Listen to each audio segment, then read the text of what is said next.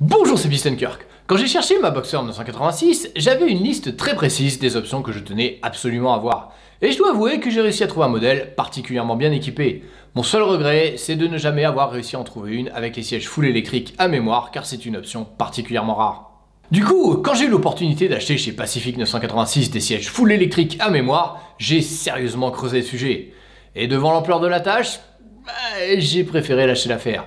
Donc aujourd'hui, plutôt que de vous expliquer comment les installer, je vais vous expliquer pourquoi il vaut mieux éviter de s'embarquer dans ce plan foireux. Il faut savoir que le système à mémoire implique de changer non seulement les sièges, mais aussi les deux rétroviseurs, car eux aussi ont une mémoire de position. Ce qui veut dire qu'en plus du démontage des rétros, il va aussi falloir se coltiner le panneau de porte pour pouvoir remplacer le faisceau électrique des deux portières. Bon, pour l'avoir déjà fait, je ne vous cache pas que c'est une opération assez longue et laborieuse, et j'avoue que ça me motivait assez peu de recommencer, d'autant plus que contrairement à mes rétroviseurs d'origine, les rétroviseurs de la donneuse ne sont pas électrochromes. Donc en clair, pour gagner une option, j'en perdais une nettement plus utile. L'autre problème, c'est que pour passer certains câbles du système à mémoire, il faut démonter le tableau de bord.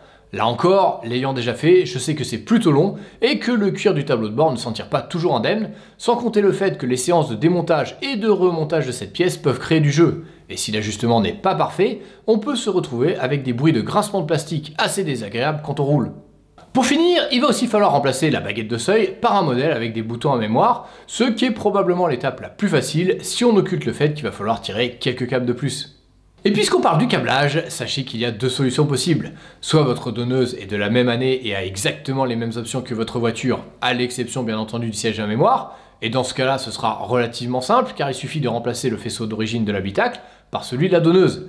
Mais ne vous mettez pas le doigt dans l'œil, cette solution de facilité n'arrivera pas, car trouver une donneuse et une receveuse avec exactement les mêmes options tiendrait du miracle pur et simple.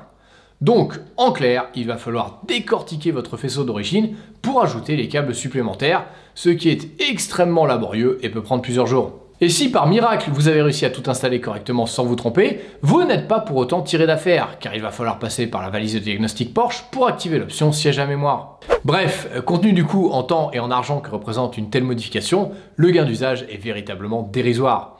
Cela dit, ce qui m'intéressait vraiment dans cette modif, c'était le fait d'avoir un siège full électrique, car par rapport à la version manuelle, dont seul le dossier est électrique, cela permet des réglages plus fins en hauteur et en profondeur. Du coup, j'ai abandonné l'idée d'activer la mémoire pour me focaliser sur l'ajout de sièges complètement électriques, en tentant de brancher directement ceux de la donneuse sur ma Boxster.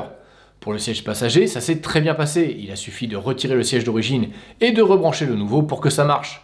Malheureusement, pour le siège conducteur, ça ne s'est pas aussi bien passé, car sans le module mémoire et sans les relais supplémentaires sous le siège refuse catégoriquement de fonctionner, ce qui m'a obligé à laisser tomber l'idée. En fait, il aurait fallu que je trouve une Boxster anglaise avec siège à mémoire, comme ça j'aurais pu récupérer le siège de gauche, qui je vous le rappelle est le siège passager et fonctionne donc sans mémoire, et je l'aurais installé côté conducteur dans ma Boxster. Malheureusement pour l'instant, je n'ai pas encore trouvé de donneuse anglaise, mais sait-on jamais, ça arrivera peut-être un jour. Ou pas. Voilà, j'espère que cette petite vidéo vous aura donné une idée précise de ce qu'implique une telle modif et vous dissuadera de perdre votre temps et votre argent dans un ajout aussi futile. Allez, à la prochaine!